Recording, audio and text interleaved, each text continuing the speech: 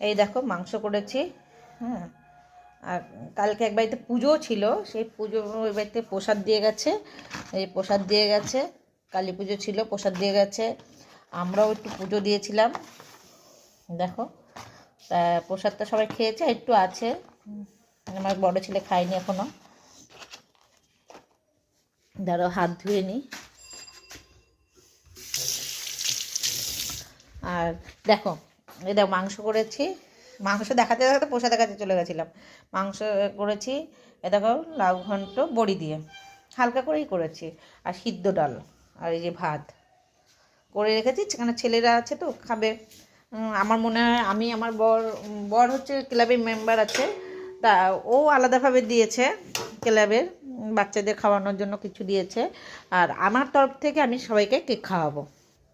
বই সামান্য 10 টাকা দামের কেকগুলো, সেগুলো সবাইকে একটা করে দেবো। হ্যাঁ, আমার খুব ভালো লাগে বাচ্চাদের এরকম দিতে আর ওদের আনন্দ দিতে। আর যদি আমার এগুলো ভালো লাগে তোমাদের, একটু লাইক করবে আর শেয়ার করবে।